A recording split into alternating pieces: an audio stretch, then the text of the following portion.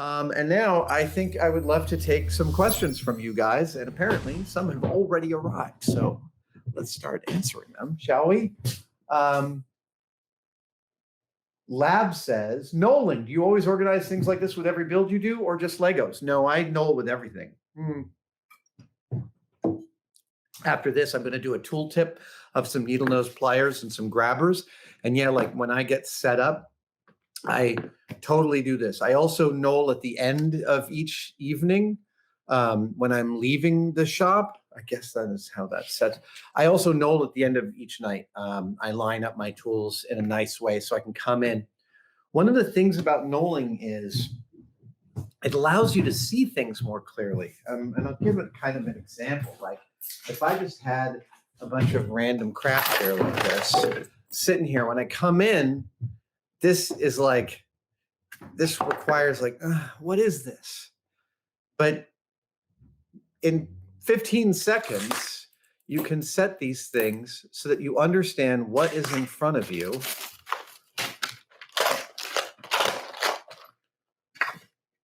And then when you come in the morning and you look at that, you're like, yes, I see these things. Our brains respond to these kinds of patterns. And for me, in order to proceed with a build, I have to be able to see it in my head.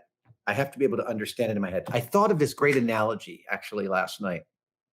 You know how you go to someone else, you go to someone else's house and they might even be your best friends, but you haven't spent a lot of time upstairs in their house, for instance. This is totally normal. This happens in friendships. And so to you, their upstairs is like this it's like you don't have an image of the upstairs of their house in your brain. These are close friends of yours, and you might have gone upstairs, but it's not like you know where all the closets are, and it's not like you have a layout of that floor in your head. But in your own house, you have the whole thing in your head. And it's just by accretion, just by living there and by doing stuff and organizing and putting your stuff away and all of that.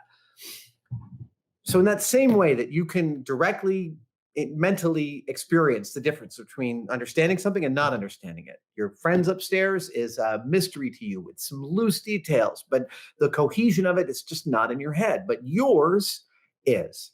So for me, every build, I have to get my brain to a place that wraps around the build so I know it like I know one of the floors or rooms in my house. That's the degree of the depth of knowledge. And knolling is a key way I work with the materials and tools around me in order to maintain that. So when I look at a messy pile of stuff, I can't parse that. That's like the upstairs of somebody else's house.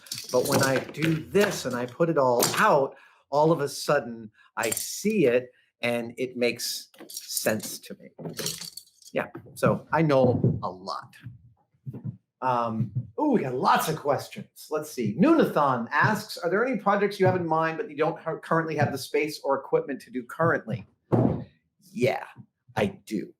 By the way, Kristen, in case I forget, I figured out one of the builds that we have to figure out. I figured it out, and I'm going to call you after this. Yeah, there are a ton of builds that I want to do that I don't have space for. This shop, look, if you watch my builds, you spend a lot of time in this shop. I think the thing you'd find most surprising if you visited here directly is how small it actually is in person. It's not huge, and it's built for one person. When Jen and I are trying to work in here together, man, it gets crowded in a hurry. And last summer when we were prepping Star-Lord for New York Comic Con, Jen and Mel and I were all working out of this space, and it was elbows to elbows. It was not easy. So yeah, anything large, I would need to rent another shop for. And I've got some projects I totally want to go big on. I want to electrify my Land Cruiser. That's giant. That's, at least a couple of weeks at a fever pitch with a whole team. And it ain't happening here. I'd love to rent the building that I used to shoot Savage Builds in. That's a terrific building, probably still available. But in order to electrify my Land Cruiser, I need to find a sponsor for that build. It's a big, expensive build. I don't make TV money right now, so got to get someone else to pay for it. We will. Anyone out there wants to pay for me to electrify my Land Cruiser? Yeah, we're open for business on that one. For the most part, the props that I like to build. Oh, I've got one that I can't build here. The Ark of the Covenant. I have a beautiful kit of the Ark of the Covenant. Regular tested watchers have been spotting the cherubs at various places around the shop as I've moved them around. But the Ark of the Covenant is such a bear of a prop because one, it's huge, so you need a big space to build it. Two, it's got to be shiny gold, which is expensive no matter how you slice it. And three, where does it live? Where does it live? Do you turn it into a coffee table that's too high? I don't know. Do you hang it from the ceiling? I'm not sure. So it's in pieces up in the loft, wrapped together. Yeah. Yes is the answer. Let's see. The Jin says, in my family, whenever we finish a Lego set, we would disassemble it and then rebuild it with crazy glue in order to make it permanent and keep it as toys or display pieces. Have you considered doing something similar during your Lego one-day builds? Yeah, but no. There's something about gluing a Lego that just feels wrong. I know tons of people do it. I have no judgment if that's what you do. But for me, it's like every Lego brick. There you go. Every Lego brick represents so much possibility that for me to glue it down is to eliminate that possibility. Now, that being said, I have a couple of great Lego lightsabers that I've collected over the years. And frankly, when you pick those up, they want to fall apart immediately. So that would be a great example. I found out years ago that Lego actually, I think crazy glue is the standard, right? And I'm curious why it's not ABS glue, but maybe it's because ABS glue is a solvent and it could ruin the finish. So long way of saying, I really appreciate that you do that. I saw someone's collection the other day. They had hundreds and hundreds and hundreds of kits all displayed in their house. And it was stuff like that. Yeah, I think you almost have to glue it because things fall apart. It's like a whole afternoon to get it back together sometimes. And if someone drops it, yeah, that's bad. All right, let me go back towards the beginning in case I missed anything. Darking Dragon 12. Apparently there's 11 before you. I think I can retire that joke. I think that joke's been made too many times in the world. I don't think I'll make it anymore. You're welcome. Darking Dragon 12 says, what is your favorite Lego build in your collection? Hold on a second.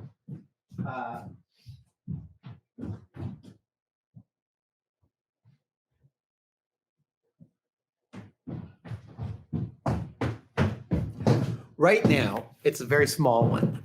Last year, I think this was at New York Comic Con.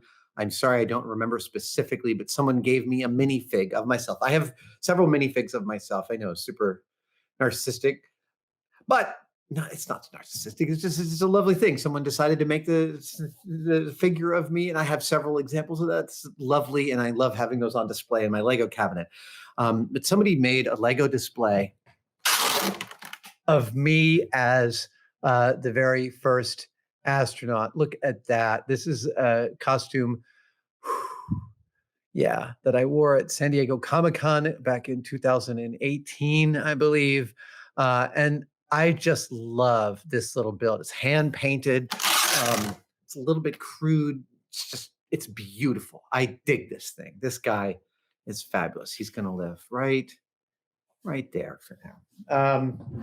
Right. Ciliol asks, Adam, I know you're a Ghibli fan. There's a papercraft model of Howl's Moving Castle. Yeah, I know about that one. I started it recently, and it made me think of you. Outside of Lego and other build kits, what other model kits do you enjoy? I enjoy fine-scale model kits. I enjoy lots of other model kits. I actually have that super expensive paper model of the bathhouse from Spirited Away, and it's halfway built.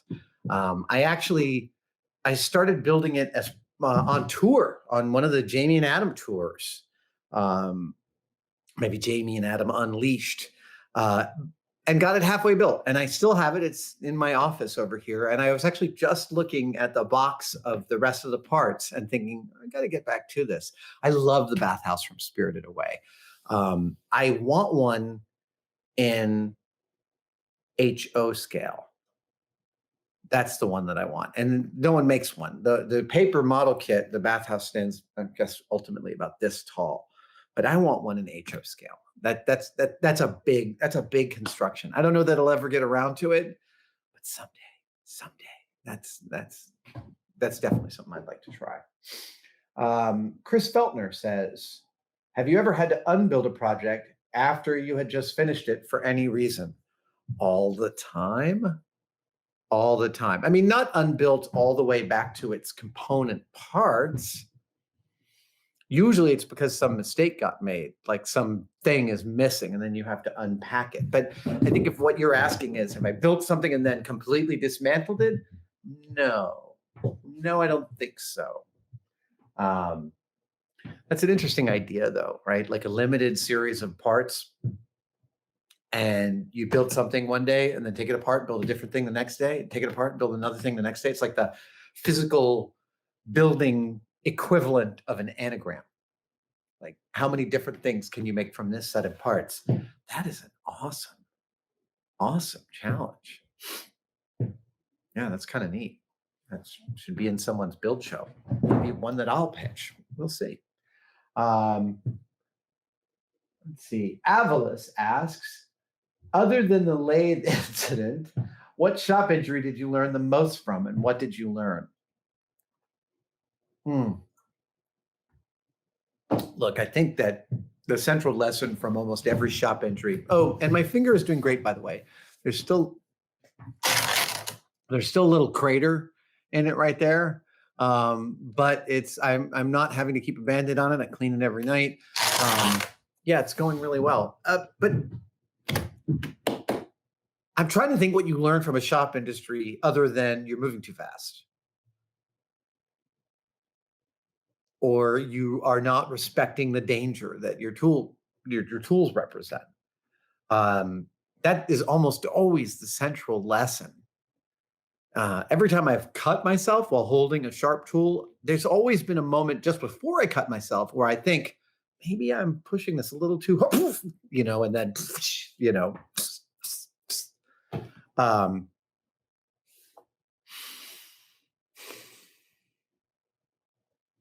yeah, I think that's it.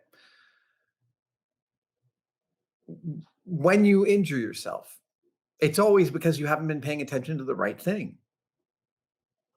And everybody injures themselves. Every maker of physical stuff. I mean, I don't think poets injure themselves by writing poetry, but like physical makers, every one of us dings and bangs and, hurts herself here and there. I mean, you could have other reasons, right? It's not just that you're rushing. It may be that you've set too high of an expectation for that day. But that's also a form of rushing. That's also a form of not paying attention. It's a form of, like, you just watched me do this when I was putting this together. I get into a groove and I'm like, this goes this, da, da, da, da, da, da, and I'm like, and then I got it totally wrong in two different ways. And I probably should have taken the whole thing apart and put it back together, that whole subassembly apart and put it back together rather than keep on trying to adjust it. That's me taking too many steps without making sure each step I've done is correct. No injuries occurred during Lego. What kind of injuries can you get from Lego? I wonder what the worst. This is a good Mythbusters. This is the sort of thing we would have done towards the end of Mythbusters. Like, what's the worst injury? Could you make a Lego lethal using only Lego? I can't imagine that they would participate in that, but that would be a really fun question to answer. Well, one of the stories we never ever did on Mythbusters that was Jamie's favorite for a decade was how fast do you have to make a wet noodle travel for it to be lethal? There is a speed. And at New Mexico Tech, it's a great little engineering school. I say little just because its class size is small, but it is not little in its ambition and in its execution. It's an amazing engineering school. But New Mexico Tech has an air cannon that uses sets of accelerating valves to accelerate things not quite to orbit speed, which is like 17,000 miles per hour and change. But I think you can get stuff up to 10 to 12,000 miles per hour. Yeah, 10 to 12,000 miles per hour. See, with stuff like that, you can't just accelerate it immediately because most things will just disintegrate. They discovered this in pumpkin chunking, the scariest hobby ever invented. And that's a fairly high bar. That if you tried to use an air cannon to just unload pressure on a pumpkin, there's a pressure past which the pumpkin just vaporizes. So you actually have to slowly increase the pressure to accommodate for the inertia of the object. And I think a wet noodle would be the same. The moment we found out that New Mexico Tech had an air cannon that could make something go like 10,000 miles an hour, Jamie was like, we looked at each other, wet noodle, we got to try the wet noodle. All right. I actually made that in the garbage can. That's for on camera, that's a first. Okay. Grove Spaz says, what has been the hardest thing you've ever had to throw out? Oh, man.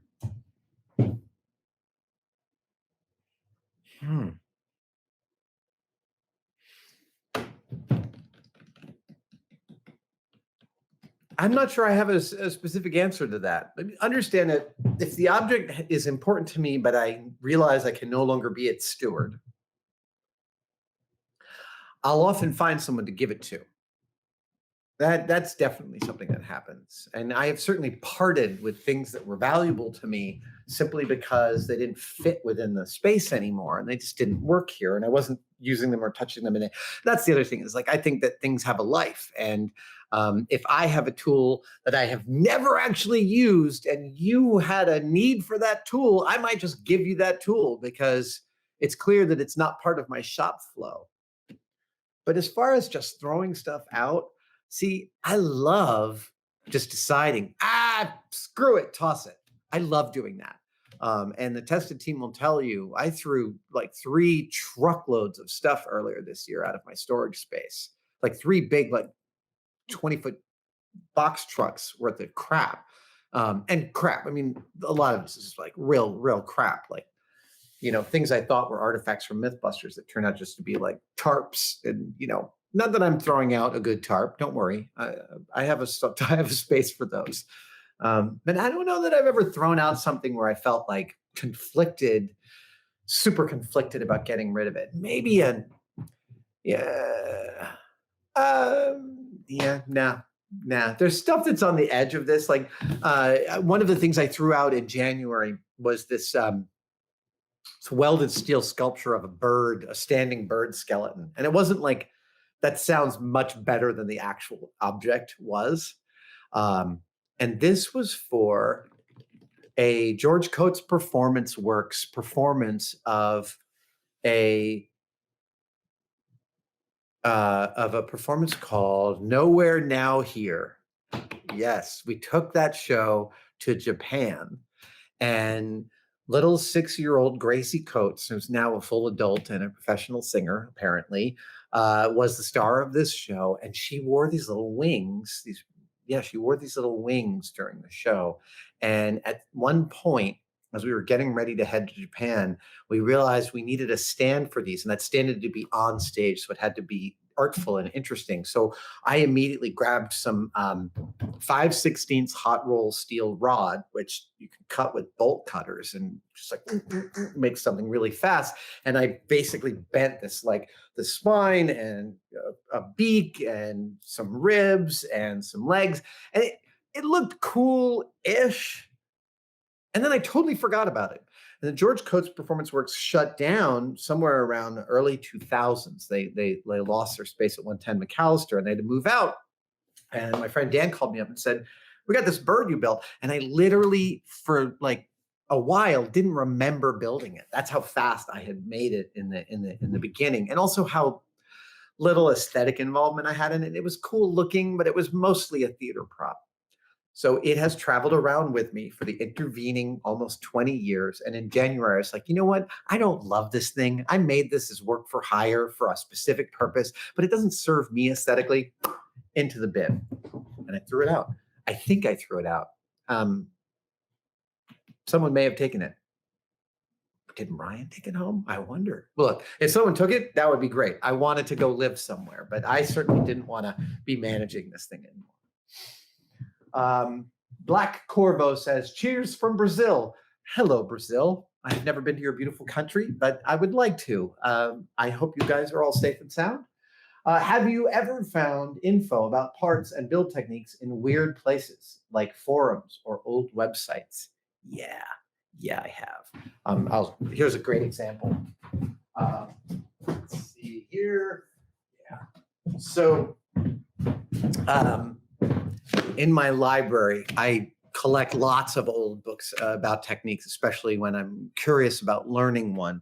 And a couple of, well, now actually, at the end of 2017, I had been doing some work for the Obama White House in STEM outreach and helping promote the idea of making, as teaching a generation of digital natives how to use these wonderful tools. And I spent about a week in DC at the White House working with the Office of Science and Technology. And during that week, I got to visit the White House wood shop. Right. Underneath that circular drive where you always see cars pulling up and people standing doing interviews, underneath that circular drive is this little wood shop. It's actually just about the size of my whole cave here, with what felt like 6-foot ceilings, but they're probably like 7-foot ceilings.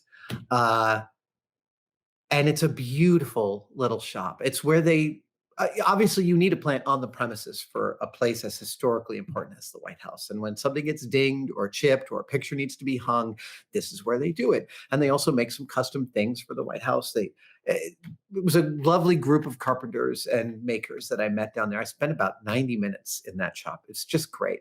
And they had a couple of carpentry books that had been part of the White House wood shop since anyone could remember. And the guy I met who was running it at the time had been around since the Reagan administration, right? He'd seen all sorts of different presidents and all sorts of different, you know what he said that I really liked? He said, George H.W. Bush, 41, Bush the first used to love to come down and use the woodworking tools. And I like that. I like that about him. That's great. And he said you'd be working in the wood shop and all of a sudden a couple of Secret Service agents would come down and the president would come in and he'd want to use some tools. That's just like, that's great. That's great. Because if I was president, I'd be down in that wood shop all the time. I'd be like, I have a new policy thing and I'm going to have to do some woodwork to show you guys what it's all about. Anyway, they had these books in the White House wood shop that I went and found on eBay, Practical Carpentry, volumes 1 and 2. And these include some basic straight tips, but also every now and then you come across some technology. And I don't have an example right off the top of my head because I haven't been thinking about this in a while, but every now and then you come across a table or you come across a design idea that you didn't expect on how to do something cool. Here's one. This is actually really neat. This is about how to lay out decorative windows, and you'll just see some simple patterning ideas about how to get these complex layouts that render them a lot simpler than you thought. Also, years ago when I first visited Peter Jackson's airplane factory and was talking to those guys, they said they frequently had to buy ancient tool manuals and making books in order to figure out how to do things like braze aluminum fuel bodies to steel outlet tubes, because brazing aluminum to steel is not something that we ever need to do because we have much more modern materials. However, they figured out how to do it in World War I, and how they did it was a mystery for a long time. There are techniques that get developed because of a lack of availability of certain kinds of new materials. And then once we get these new materials, we don't need those techniques anymore. And that's fine. Things fall by the wayside all the time. But it is great to go back over those manuals and find out how people did X to Y, Y to Z, because there's great lessons in there. Yeah. Wonderful question. And actually, if anybody has stuff that they've discovered from an old manual, I'd love to hear about it. You can post through the Discord or to the tested main channel. Let's see. Dr. Gear 63 says, are there any pieces of machinery / equipment that you pine after but can't practically have in the shop? Oh yeah, totally. But right now, but my table saw is in need of some help. It's a little bit old. I need to rejigger the fence, but that's not what you were asking. You're asking about a piece of equipment that I would love to have in here that I don't.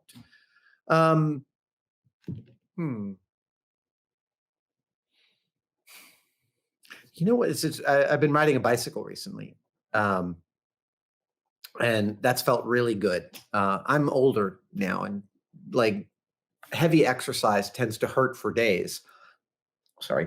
Heavy exercise tends to make me sore for days, and bicycle riding is like the land equivalent of swimming to me. It's very low impact on my body, but it feels really good to get out there and get moving. And as such, I fixed up my bicycle, and I was struck again by how much I need a freaking bicycle clamp stand. I have a little one. I have one that I can bolt to one of my workbenches, but it's a bad solution, Ripley. It's a bad call. That's not how I want to do it. I want one of those once it's on a steel plate that sits in the shop and you just clamp a bicycle in and just start working on it. I need one of those, but I don't have a practical need for one on a daily basis. So it was occurring to me recently that if I localized all the bike working tools to the house, then the bike clamp could live in the garage, that there might be room in the garage for that. So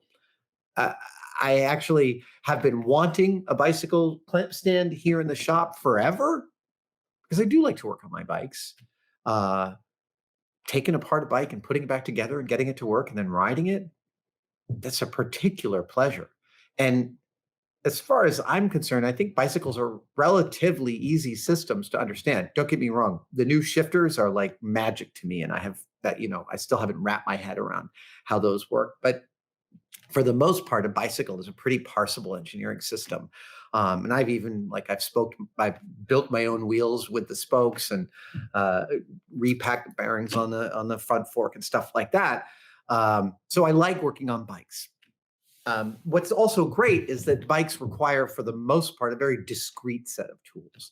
And if I need to do anything really elaborate, obviously I've got this place. But I think I've solved that problem by localizing the bike clamp to the house. Oh my goodness, look at that. It's 2:25 already. One last question. Drago_B asks, I have a simple question. Tell us, how are you, Adam? Thank you for asking. I'm doing okay.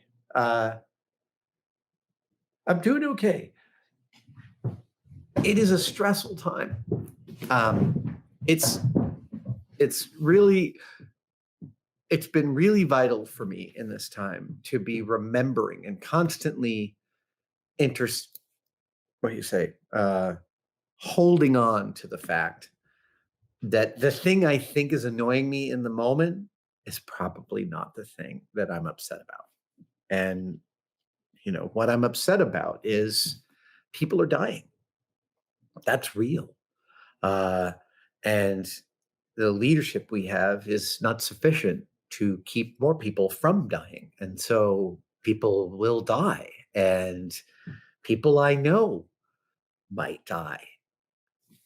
I might die, right? Like, this is the reality that we're all living with, that if we relax our vigilance in sheltering in place, we put ourselves and specifically our loved ones at risk. That's an intense amount of responsibility to live with on a daily, hourly basis. Every time you go out, every time you walk past a jogger here in the Mission that is breathing heavy and running up the middle of the gall-durned sidewalk. So it is a stressful time. I am very grateful for that my whole family is safe and sound um, in all the places that we are. Uh, I count that blessing multiple times per day. And I will also say that the quietude that this quarantining has engendered in my life has afforded me a lot of time for introspection. Uh, and that's been really useful. Like psychologically, I feel like I've done some really good work in the last 5 6 weeks. Um, that's a good work, substantive work. Uh, there's a way in which removing the noise and the noise of life refines your vision on things. Look, it's the same way in which like normal life is like this. The coronavirus has made life much more like this. And you can kind of really sort of tease things out. Um, my existence is one of coming here and doing my builds and keep making these videos because I think there's something real and abiding towards encouraging others to explore these facets of themselves and to use your hands or use your skill or use your point of view to make something from nothing that you're compelled by. I think that is an important spiritual practice. And so I do feel personally like I am contributing to a net good, and that feels very good. I'm also super inspired by all the people doing the same thing, and also all the makers around the world, country, and around the world who are contributing and creating resources and PPE and all sorts of things for the front end responders. Uh, those are wonderful stories, and it feels like a real maker moment right now, and that also feels good, right? Like we have something to contribute. And like I said, I'm counting my blessings on a nearly hourly basis about the resources I have to stay safe and to keep my family safe. And also that I get to come here and talk to you guys once a week. It's a lovely periodicity, and I'm very grateful for it. I'm also grateful for your guys' input, your deep and beautiful questions, your enthusiasm, and your participation. So, thank you guys for joining me again for this live stream. Stay safe, stay away from each other, stay vigilant, and I will see you on the other side of this at some point in the future. Until then, I bump elbows with you all. Much love and some virtual hugs. Thanks for joining. All right. Have a great day. Let's turn this puppy off. End the stream.